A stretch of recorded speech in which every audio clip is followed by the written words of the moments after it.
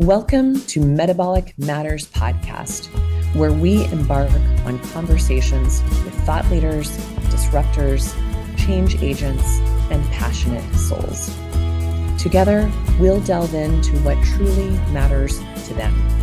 And you'll learn how to metabolize this newfound wisdom so you can transform your own metabolic health.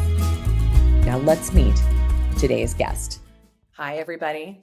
It is incredibly my pleasure to have here today someone who is no stranger to integrative medicine or functional medicine, who I'm intrigued by his story, which was one of growing up in a commune type of environment, and really only knowing the healthcare provided by chiropractors and homeopaths as he was a kiddo. But as most do, and I think our teen years, we always try and differentiate from what we know. And so his pendulum sort of swung all the way over to the other side as he jumped headlong into economy and capitalism and that whole realm, which what I think is so beautiful. It's like you went from the commune to sort of consumerism and all the way back to this concept we're going to talk a lot about today, community and community cure and community care. And so, gosh, James, I've been following your work for years and years and years and years, and finally got to meet you in person this past summer in London at the Integrative Personalized Medicine Conference, and then had a privilege of running into you briefly at an Environmental Medicine, American Association of Environmental Medicine conference in San Antonio a couple months back. So it's really an honor to have you here because I feel like you, in some ways, someone who's not a doctor, someone who doesn't come from this realm, has made more like inroads and changes in healthcare than any of us from the healthcare world. So just want to say a huge warm welcome and thank you so much for being here. Well, it's such a pleasure. Thanks for having me. Perfect. And so, you have this perspective from your book, which I love. It's up behind you on the shelf over there, which is pretty cool. Dun, dun, dun. This book is a game changer. It's something here. One of the things that you're advocating for in the writing of this book is an entirely new way of delivering healthcare. So before you dive into the specifics of that, I would like people to get a little bit more sense about you and that movement from commune to, to the commerce and back to commune again in some ways. Yeah, absolutely. Well, look, you start your life and you think whatever you're doing is just the normal way that people are. And then sometimes you just get a moment where you realize that you're not normal. And I can remember very clearly being at the school nurse, age like 9, and looking up and seeing that on the wall there was a sticky note and it just said, James Maskell, no antibiotics until you speak to mother. And I was like, first of all, why am I the only others? There's not like there's another one saying, hey, this other kid, well, I'm the only one up there and I don't want antibiotics. And that's me, at boarding school, basically, like, realizing that like this is that I'm different from the other kids because I've got this thing up there. And that was the beginning of a moment to realize that no one else had grown up like I had grown up, right? No one else had interacted with as many adults as I'd interacted with. Most people just have, their parents and a couple of their parents' friends. And I'd grown up in community, both in the UK and in South Africa, where I lived right when we were born. And yeah, my parents were involved in spiritual work, and there were communities across the world. And I got to travel to some of those communities growing up. And yeah, it just sort of left a mark where I kind of knew that this is healthy, like this is healthy. But I also recognized that, like you said, the differentiation. I decided that I needed to. I did economics, and I took a job as an investment banker because it paid the most out of university, and it's just like what everyone else was doing. And very quickly, when I took that first job, I just realized like the people that I was working with, I didn't aspire to be like them. Like I could see that they were unhappy. They would tell me actually that they were unhappy. And so where I had seen people that were happy and were also involved in something that seemed to have, momentum and seemed to have scale, was a community that, that I had been part of as well, which was involved in natural health. And I just knew, like, I had grown up with different health choices. I had seen homeopaths and chiropractors and had been generally healthy. And in my training in my university, had seen the coming cost of chronic illness explosion, right? And, I think actually today, it's interesting, 2024, it's kind of becoming obvious to everyone that, we're running out of money to pay for chronic disease care, right? Yeah. And that wasn't really obvious to anyone for the last 20 years, but it was obvious to me in 2003 because I was looking at the graphs. That's what I was like learning about. I did health economics at university, and I was like, oh, it looks like we run out of money in like 2025. I'm like, well, I'm only going to be 45 then. Like, that's going to be the middle of my life. That's not something that I'm going to push off to my kids and be like, hey, good luck dealing with that. That's going to be like front and center when I'm a dad. And here we are.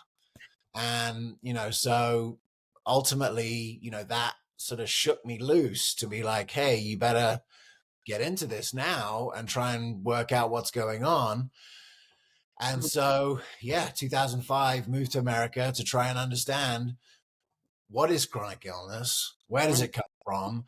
And the first question that I want to answer is like, is it reversible? Like, can you take someone who's chronically ill and get them to a point where they're not chronically ill and they're not a burden on the healthcare system? And, that was the beginning of a journey that is now like, I don't know, 18, 19 years into it, and have learned a lot about that question, and have actually been able to like look into subsequent questions with an understanding that yes, chronic disease is reversible. Wow, and it's funny because I love that you gave some sort of time stamps here, because this has basically been a 20-year conversation or close to it for you, as you said, 18, 19, 20 years here, that you were seeing the writing on the wall back then. And unfortunately, your crystal ball back then has been rather accurate. And so one of the things I've heard you say in various interviews that you've done and even written in your books, which we'll talk more about here in a moment, but you're noting that medicine of today, and I hesitate to call it the healthcare system because I think it's anything but the standard of care today is evolving too slowly to manage the onslaught of the massive chronic disease burden that we are sinking in right now. I mean, truly. So can you explain a little bit more specifically by what you mean about that? You've alluded to it here, but maybe walk through 3 or 4 things that you see are really damaging in our current model, or really ineffective in our current model. Yeah. Well, the first book was called The Evolution of Medicine, and I had an organization called that. And the thesis is, it's easy to look back. It's easy to look at chronic disease care today and say it's backwards, right? Because the goal isn't necessarily self-efficacy. The goal isn't, to reverse the chronic illness. The goal is to manage that. And you could look at that and you could think that's just wrong. Or you could look at it and say, that might have made sense at the time, right? And that's the way I see it, is that, if you go back to 100 years ago and you think, what were the diseases of the time? What was really killing people? What was really causing the life expectancy at that moment to suffer? It's a lot of acute illness. And the first generation of medication, made a significant impact on that. Antibiotics and so forth. If you were a soldier in the army pre 1900 and you get a gash in your leg, you've got gangrene and you're going down, So then, it only makes sense to think that, well, if it worked for this, it would work for these other things. But ultimately, what you start to see in the 1950s, 60s, 70s is a whole new class of disease, these lifestyle-driven, lifestyle-mediated chronic diseases, Alzheimer's, cancer, metabolic disease, type 2 diabetes. I mean, it may not be that they're all different. I mean, you may have the opinion that these are just different manifestations of the same underlying dysfunction and metabolic dysfunction. But ultimately, you see a different class of diseases that don't really respond in the same way to a singular drug cure.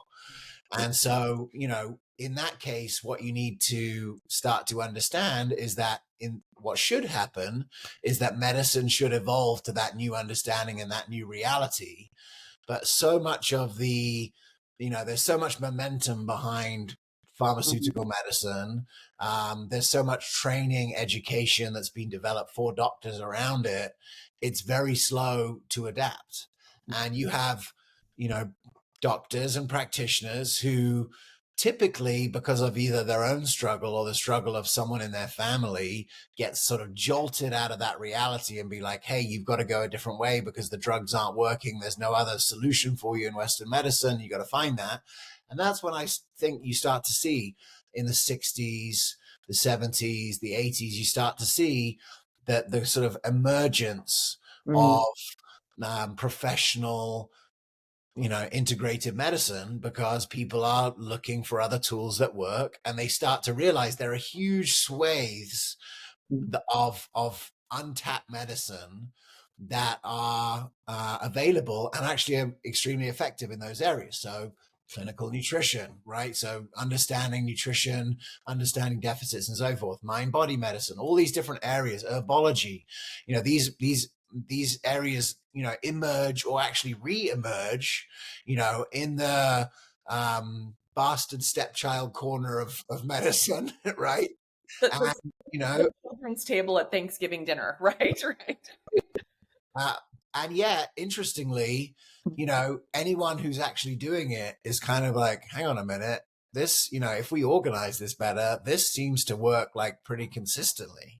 And actually, maybe cancer is almost the exception that proves the rule, because I think cancer in a certain way is interesting because it's a little bit unpredictable. It's a bit more unpredictable than some of the other conditions. If you look at those conditions that I just mentioned, I would say that it's pretty clear to me that most chronic lifestyle mediated conditions have a pretty predictable path on how you get there, and actually almost like quite a predictable path to get back in most cases. The further you go, the harder it is to get back, right? But there is a path there and a path back. And at this moment, like having now the evidence base, being grown, that's a big area of focus for me right now, is to think about how to continue to grow the evidence base.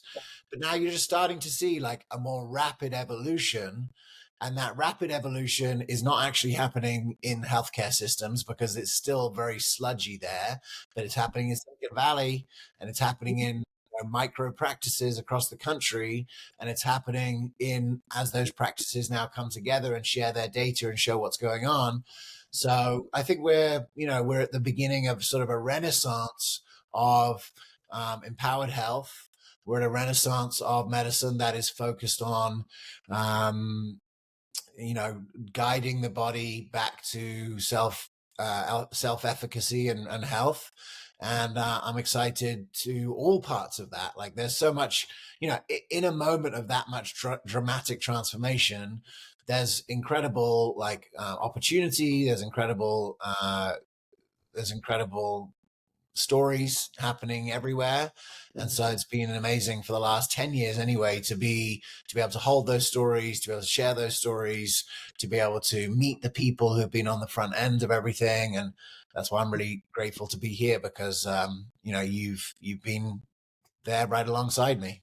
Exactly. We've been on this like parallel journey, and so many people that you've drawn into your circle, into your parade, if you will. And, another thing I see you use this quote a lot. I think it might even be on one of your websites, is a quote that you shared, which is also one of my favorites, which is from, Richard Buckminster Fuller. And it's that you never change things by fighting the existing reality. To change something, build a new model that makes the existing model obsolete.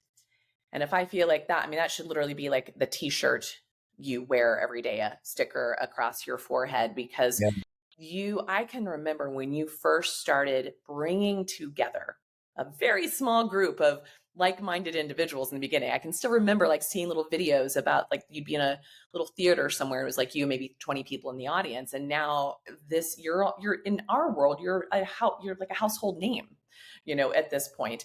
So talk to me about that, because I think it's become evident. I think you just said this, and I think it's of my opinion and many others like us along this path, that I spent the first 20 years of my career trying to fix the current system. And I reached a point where I realized it was just, it's not possible because of all the things you described. The train is in full motion and there's nothing stopping it. So instead there's, as you noted, all these little microcosms, these little ecosystems popping up everywhere. And we're starting to link arms in a more meaningful way. Can you speak to some more like very tangible examples? I know in some of your podcasts, you give examples of things like blue zones, the Daniel Plan, the Italians in Pennsylvania, like you give examples of sort of historical community making change. So if you want to touch on a few of the historical perspectives, but also what have you been seeing in the last, say, especially last 2 years, because I think a lot has changed, especially in the last couple of years, that is giving you glimmer of hope that we are truly building a new system. Yeah, absolutely. Well, I mean, I tried to pull on examples over my career of what we should be aiming for, right? Because it's not that obvious, I don't think at the outset, what should be aspirational. When I came across the research of the blue zones, I thought that was very interesting, because here's populations of people that are living longer without access to medicine. It's just like the culture reinforces healthy behaviors, and those healthy behaviors stacked on top of each other create a disproportionate number of people that live to 100 and high life expectancy. That's interesting, right? Because that sort of signals the path of maybe what optimal health looks like, what optimal community looks like, what optimal society living looks like. If you live in this way, like, you have a higher chance of living to 100. So that was always interesting to me, in my first TED talk or otherwise, looked at, like you said, examples where there's been a dramatic shift, where a group that did live harmoniously and did live healthily, was sort of cut off at the knees by something. And that led to, dramatic decrease in life expectancy. And ultimately, that's what we're seeing today. Like in America today, for the first time in human history, you see a year on year, like for a few years when I started, life expectancy in America was the rate of increase was slowing, but now it's actually, it's following that same trend. It's going down. And so, typically that's never really happened at a macro level, at a country level. Like if you look at all the life expectancy across all countries in the last 200 years, it's always up to the left. So to go down is new, right? This is a new thing that we're dealing with. We've reached like a limit. Yeah. And, some of that is to do with opiates and so forth. But, obviously we have to kind of consider, well, what's driving that? What's driving, the deaths of despair?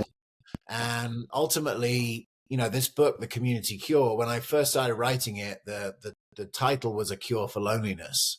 Ooh. Because I recognized that, well, I'd sat in lectures. So one of the things that you and I have in common is we've sat in probably a million, lectures in this. In 2015, having already started a business that was to bring communities of practitioners that were thinking together. The original thesis was, there's a lot of disparate people doing disparate things, but they're all like underlying doing the same thing, which is their goal is to reverse chronic illness. Their goal is to, facilitate health in humans. Let's put them in a room together in their different geographies and see what happens. And that's, still going to this day. So that's what the Functional Forum started as. So the first ever episode, the first ever meeting was February 2014. So we're coming up on the 10-year anniversary episode, which is going to be February 2024. And, for 10 years, the thesis has been, let's gather those people together into a room. Let's have them learn from each other, connect with each other, reinforce that this is needed and healthy. And let's let whatever emerges from it emerge. I don't know what it's going to be. I'm excited to see. And there's been some wonderful emergence from it, and there's still emergence to come. Over time, we've realized, how do you make those communities sustainable? How do you create structures where they will last for 10 years and whether they'll continue to gather momentum? And so That's What's huge. critical about that is like, who's going to run it, who's going to be in charge of it, who's incentivized to really make it work long term. So, there's been some learnings, but right now we have meetups on 3 continents. We have, the London one started when I met you there, or restarted. And I think we have now a foundation where, in a few years, we could have meetings in every small city in America, and we could have one in, cities around the world.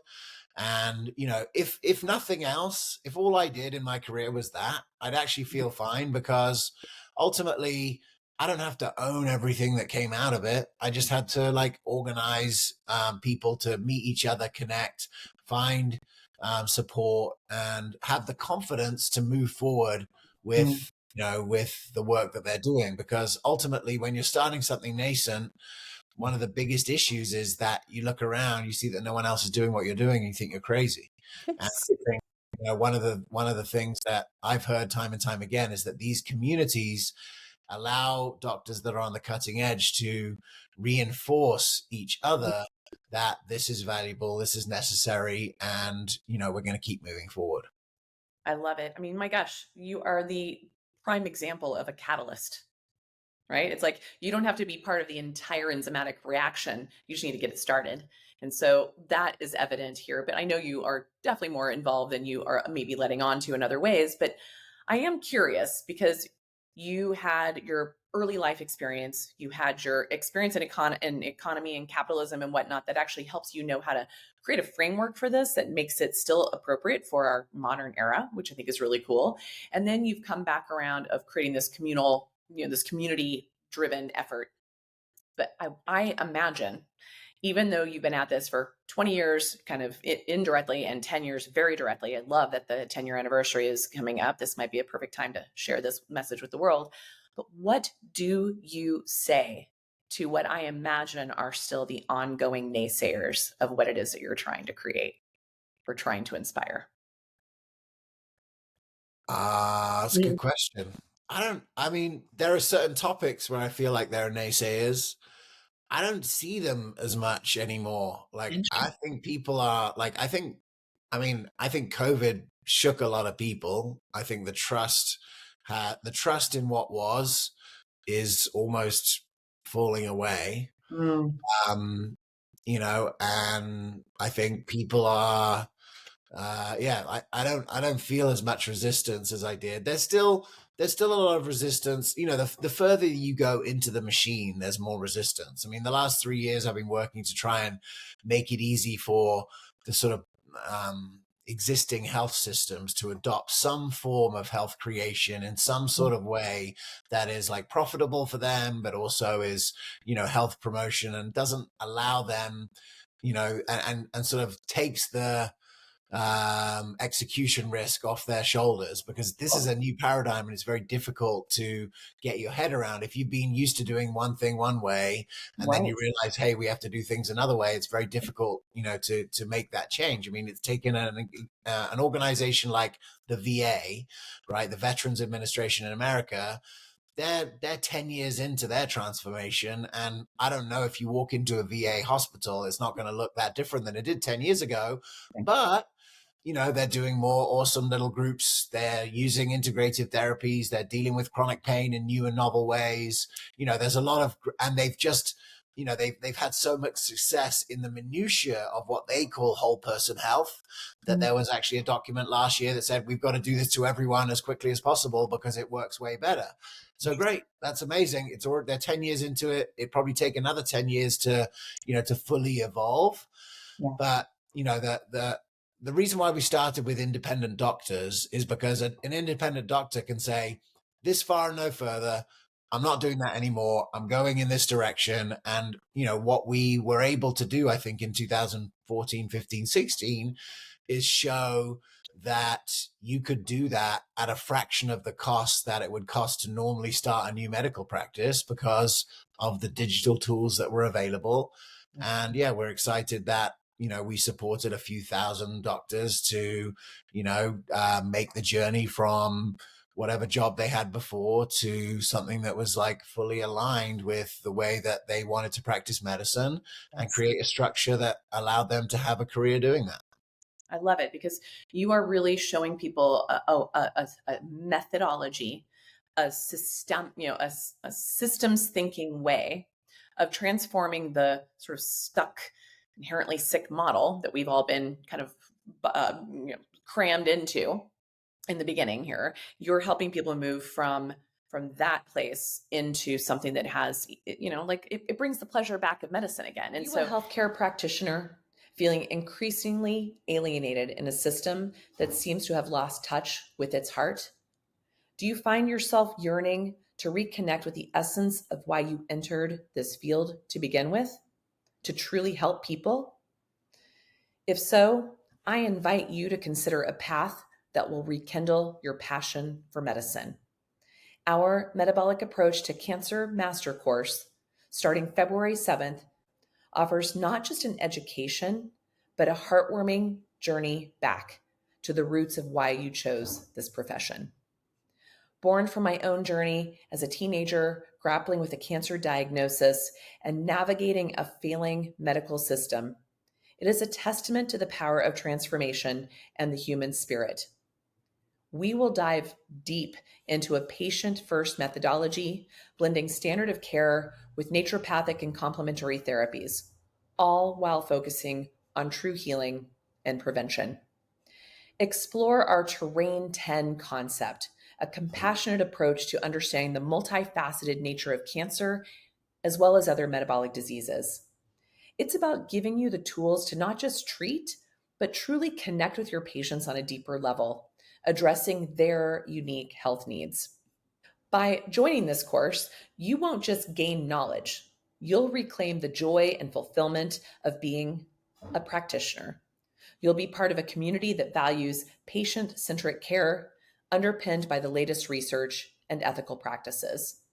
In this era of healthcare, where so many feel frustrated and unable to provide the care they deeply desire, ask yourself, is it time to reignite my passion for medicine, to be part of a movement that restores the soul of healthcare and places the well-being of my patients at its very heart and soul? If these questions touch a chord with you, please join us. Enroll today at matc.terrain.network. That's M as in Mary, atc.terrain, TERRAIN.network, NETWORK.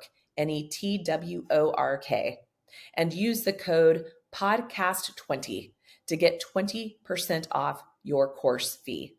Together, let's bring warmth, empathy, and genuine healing back into the heart of healthcare.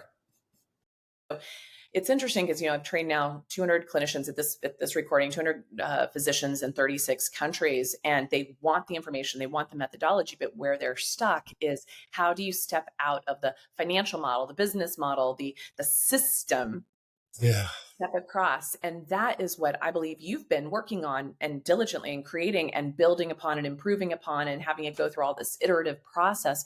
Can you give just like an example? If we have, say, a primary care provider or a mid-level provider listening to this going, wow, I'm hungry for this information, but I knew I couldn't really use it in the current model as it is. Can you give an example of what that might look like for them to work with somebody like you and what types of tools and methods you've brought to the table?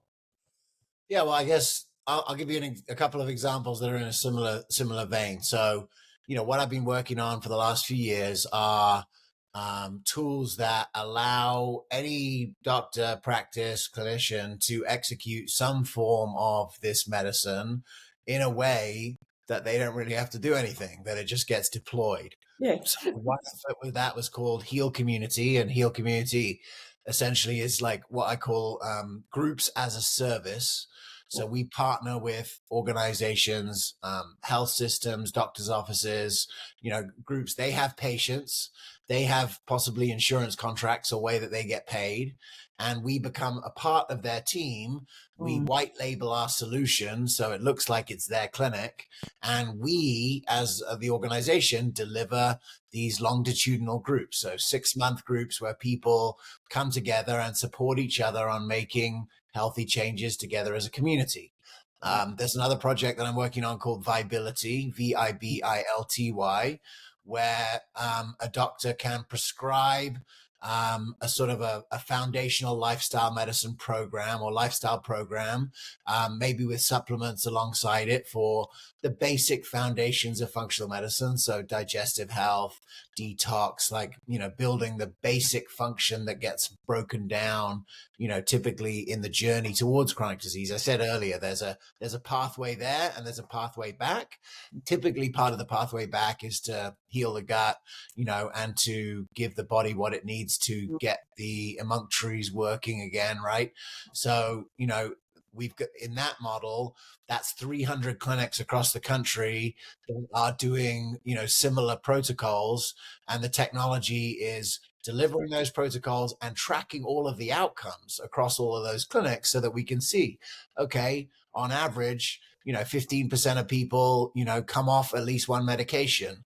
Wow. There's this much average weight loss. There's this much improvement in symptom questionnaires and in outcomes. So, those, again, it's still actually a community theme, which is like, how could a community of doctors work together to build the evidence base to show that this is a much more effective primary intervention than medication for a large swathe of chronic illnesses? And, simultaneously as we're building that evidence base, I think people are becoming aware of the fact that if you strip out all of the like pharma marketing bullshit, you realize that most conditions aren't helped by the drugs that are recommended to them. And I say that very clearly, like, one of the things that I think we got a lesson in during the pandemic is the difference between like relative risk reduction, absolute risk reduction, and what those statistics actually mean, and whether or not those statistics are relevant for you if you are sick, and really, like, when you look at the most important numbers to me are like, what is the number needed to treat, right? So the question is, if there are 24 people with heart disease, how many people do you need to give a statin to in order to have one clinically effective intervention? Yeah. And when you look at it through those eyes, you see that's what I say, most drugs don't work on most people.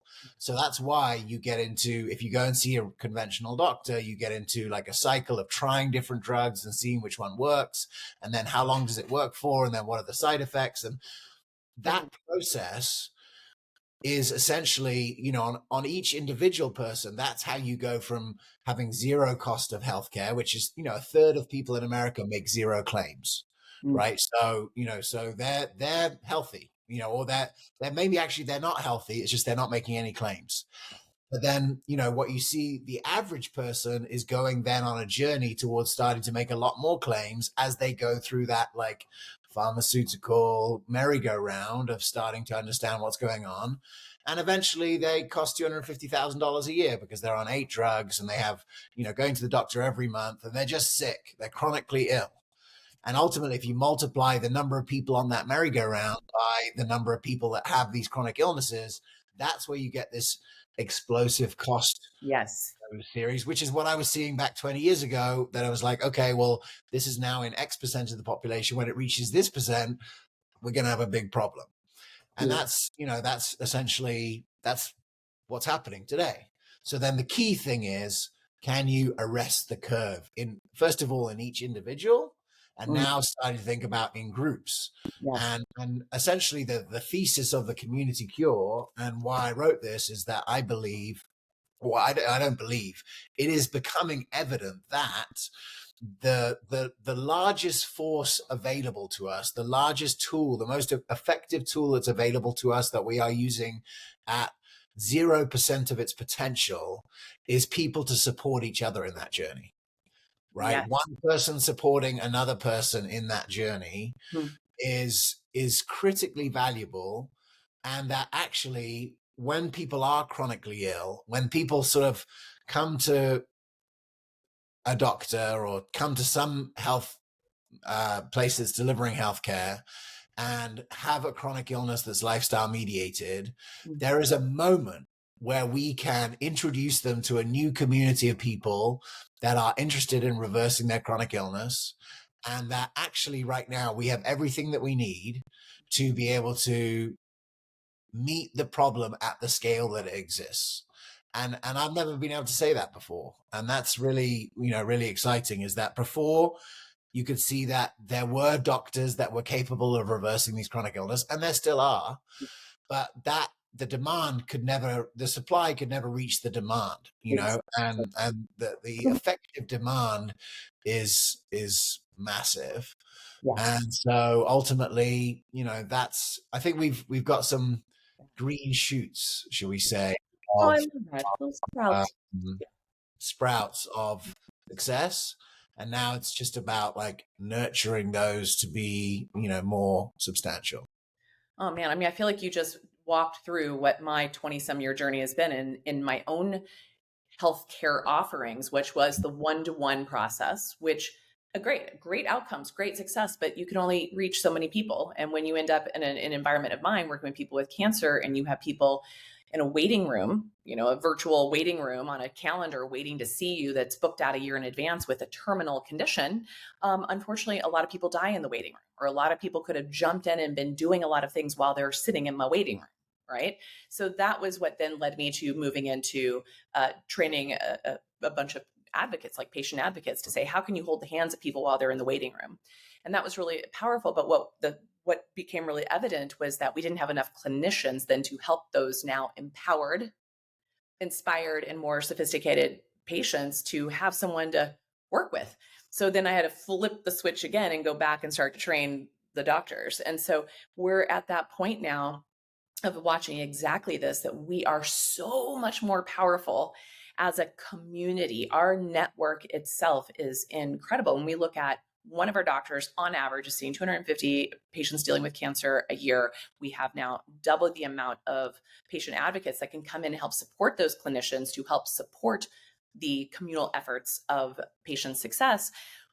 Our reach, it's like that those old STD posters, remember that? It's like, if you sleep with this person, you'll get this STD, and then it's like it bubbles out really quickly and suddenly you've got it all around. So not to say that we're an STD, but no, I mean, Jeff Bland always talked about the virus of functional medicine, right?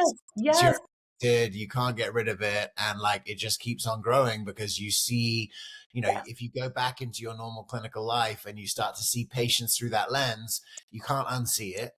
And you can't help but like to communicate some of the things that you see now that you didn't see before, and then it sort of like infects others. And I think that's what we're in the process of seeing too. Man, and you've helped it so much, because there's this dream I've had of building this hospital, this research institute, and this in-house residential integrative hospital and research institute, which doesn't exist in that form in this planet. And so what's so interesting is, it's like, great, that's where I started to put my energy, but who was going to work there? That's where I had to switch it back over to, okay, wait a minute, we've got to make a mycelium net of people who are invested into this new model that you are so eloquent and elegant at creating and sort of corralling us all together in a meaningful, reproducible, scalable way. And so it gives me incredible hope. It gives me incredible inspiration to see what you're doing and to see the folks that you've touched in such really a short period of time. You talked about what's happened in the VA. It took 10 years to get to this point. And like you said, we'd look through their doors right now and probably not see much of a change, but internally, a lot of changes have happened. It'll take another decade before it's very evident to the outside world. You've done that in half the time and reached a lot more people and a lot more systems that collectively together we're becoming a unified front and a force to be reckoned with. You've also moved us from the model of passive care to participatory care, bringing the clinician, the advocates, and the patients all together in a very powerful way that it's like there's no tier. We're all at the same table together. And that also is something I think that you've done beautifully in this communal model. Well, thank you.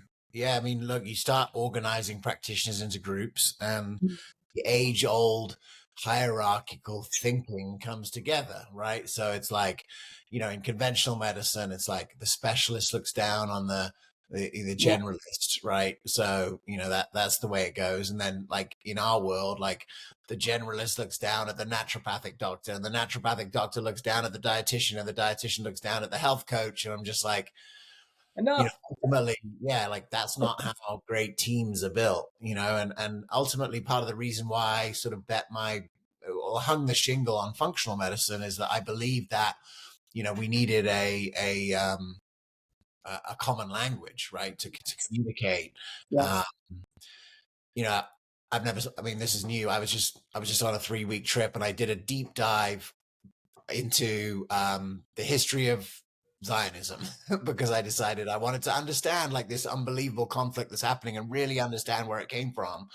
And I learned a lot. I went on a 30-hour deep dive to understand like 1850 to 1982, what happened and when. But one of the most interesting things I learned along the way is that at a certain point, the Zionist leaders realized that they all spoke different languages. Like all these people that were coming across the diaspora to Israel, like in let's say 1900s, early like 1900 to 1910, like the early Zionists, some were Russian Jews and some were German Jews and some were whatever, and they didn't speak the same language. And Hebrew is actually the first and only language that has come back. Right. Never in history has a language like come back. And this was very interesting to me as someone like what they're talking about is like, how do you build a nation? How do you build a state? And ultimately you need a common language. And I realized that from day one when I was seeing an acupuncturist and a chiropractor who I felt were like doing very synergistic and very similar work, but their language was just so, so diverse. And so they couldn't really communicate about what was happening in the body because one person was talking subluxations and the other person was, was talking about meridians. Yeah. So, and like, is chi and prana, like, are these the same thing or are these different things? And with the vital force and the innate force, are these different things or are they the same thing? And so, what I saw with functional medicine, and I'm not sure if I'm right on this, but what I saw with functional medicine was at least a structure whereby a team with a doctor and a naturopathic doctor and a dietitian and a chiropractor and an acupuncturist could work together, could see the patient through the same lens, and could work out where and when they were best used. And, in the early years, that's what I was really like searching for. And I just had an inclination that if you don't speak the same language, you can't really cooperate. And so listening to that story and hearing that story was like a reminder of the fact that, yeah, that's right. And looking for a common language was a critical first step, because without it, you're just sort of like, you may be doing the same thing, but you don't really understand that you are. Wow. First of all, what a fantastic analogy and a timely one at that. And so I think that's really beautiful because I think that is, and so much of also what you speak about, the concept of community, the concept of a common language, the concept of a common goal or mission and vision is also brings us back to this concept of connection. And you alluded to this earlier on in our discussion that the longevity, for instance, in the United States is the only country in the world that's diminishing its longevity based on, as you also alluded to, the era of despair. So suicide and opiate overdose, which really speaks to this era of loneliness, of disconnect, of pain on many levels. And so what you're also helping offer or a cure is a reconnection, a re-establishment of a cohesive unit. And that to me is our only way forward in medicine, in education, in politics, in all the things. It's like, where are the common threads of our humanity? Where is the commonality of our humanity and our ability to achieve optimal wellness? And so I'm so grateful for you taking on this massive elephant you decided to swallow whole versus, it might feel like you're taking it one bit at a time, but you are an incredible inspiration to so many. I really want people to know where else they can find you, read about you here. We'll have it in the show notes as well, but I'd like you to give a shout out about it. And for your final thought, I want you to tell us what's one major thing that's absolutely lighting up your soul right now. Yeah, great. Well, jamesmaskell.com. You can see the different projects that I'm involved in. There are some other ones, like I've spent the last 3 years involved in an education project for my daughter. Both my daughters are involved with it now and really thinking about holistic education. So that's like a whole nother piece, but I've been infected with the virus of Rudolf Steiner's thinking over the last 3 years. So I've had a deep dive. I obviously, if a guy can come up with the ideas behind, regenerative agriculture. I mean, I've been to the Fielder Clinic in Germany where they have incredible health outcomes with a hospital that's built from the ground up to do integrative medicine, to your dream. I got a tour of it in 2016 and was like, holy shit. Like if you start, let me just give you one example from that like when people hear like I could talk about all the different things that I learned there, but the maternity wing faces the garden. You know what I mean? It's like if you're in the maternity ward, you go outside and you can walk around in the garden, and their C-section rate is 8%, where in Germany it's 33%. Like what are we doing? Like like that's just one fact, right?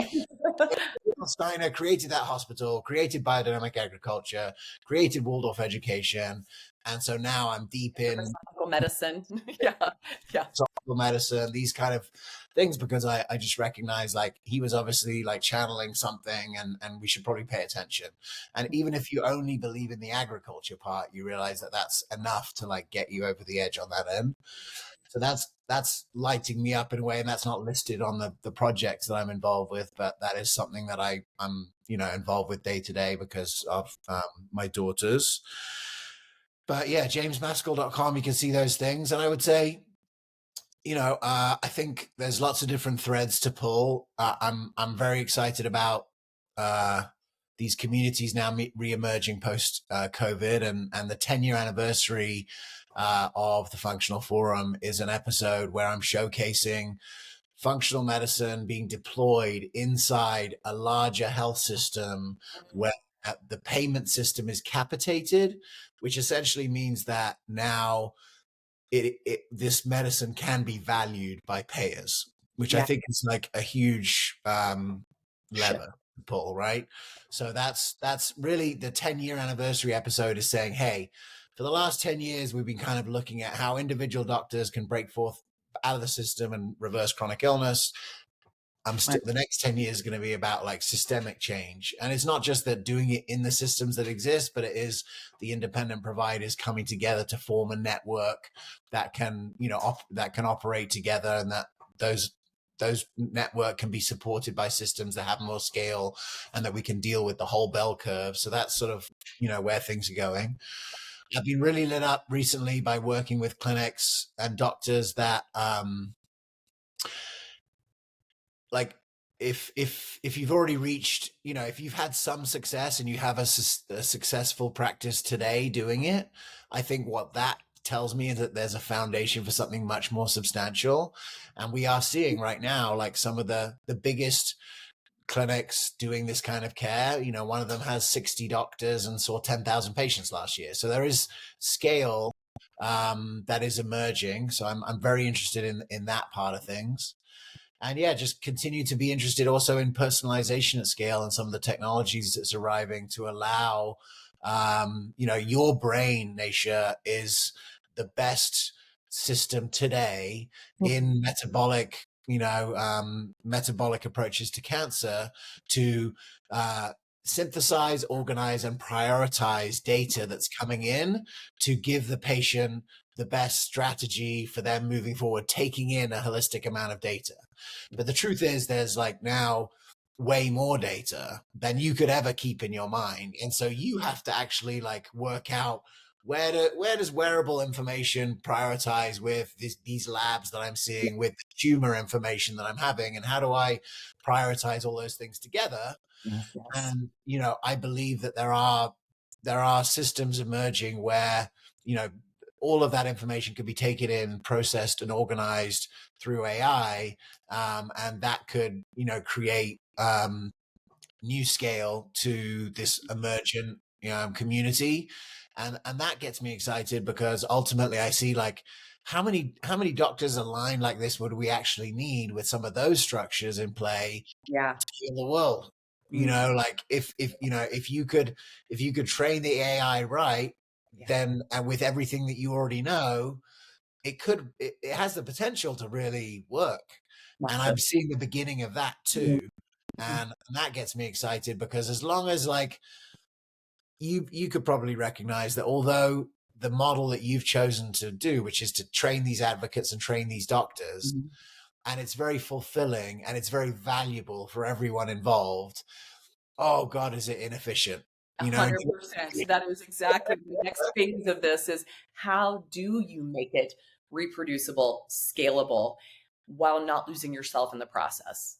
We're no good to our patients if we have, been crushed under the burden that we carry in this field of really tending to very, very, very ill people. And my God, James, like, this is, you talked about, first of all, you are the man who has, I love that garden analogies and permaculture and biodynamic farming and stuff is kind of entered into this sort of segue from the Steiner world. But you have planted seeds over the past 20 years. You have tended to the soil of this garden for the past 20 years. You are now seeing the sprouts coming up. And what is really exciting to me is what's about to just blossom so much in this next decade. And I hope very much that I get to be witness to it, to take part in it, to contribute to it in some other way, and take complete joy of enjoying what other people have contributed to it as well. And so thank you.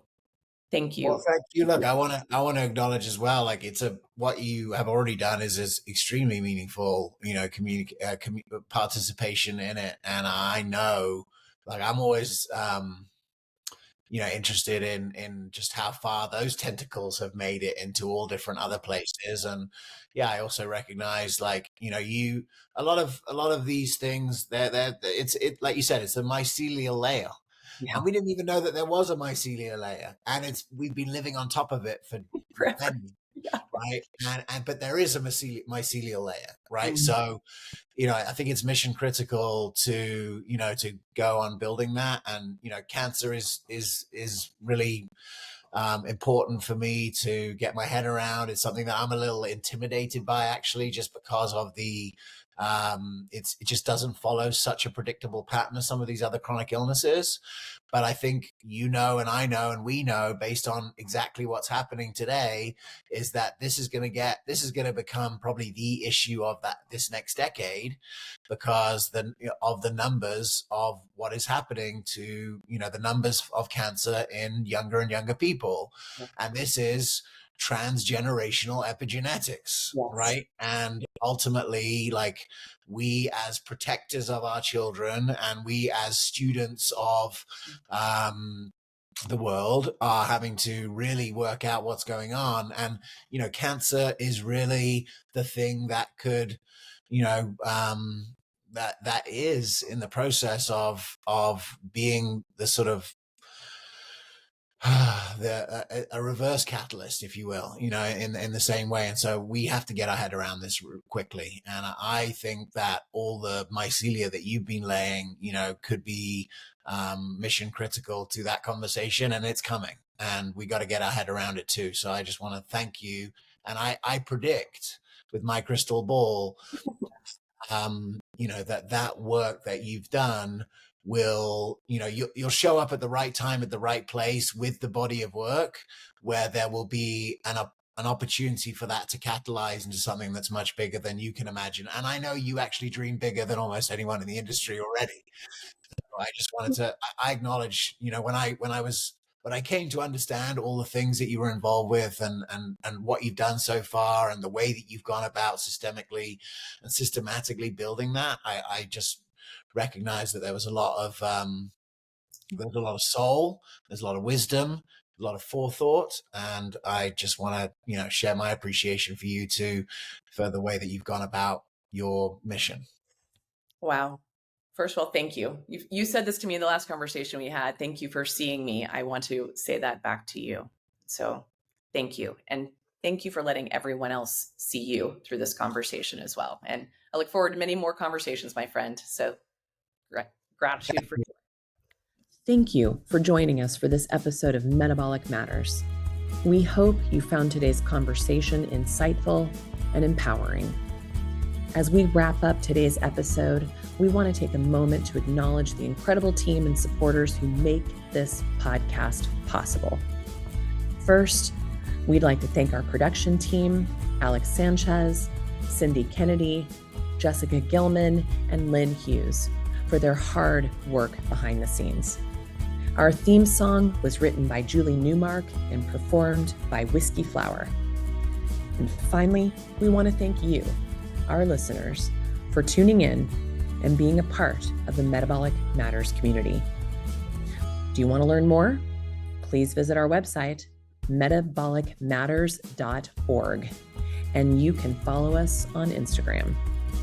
If you liked this episode, please leave us a review and share it with your friends and family. And if you want to help support our mission, spreading awareness and knowledge about metabolic health, reach out. We'd love you to join with us. Also, don't forget to subscribe to our channel and hit the notification bell to stay updated on upcoming episodes. We have so much exciting content coming your way. Until next time, stay curious, stay empowered, and remember, your metabolic health matters.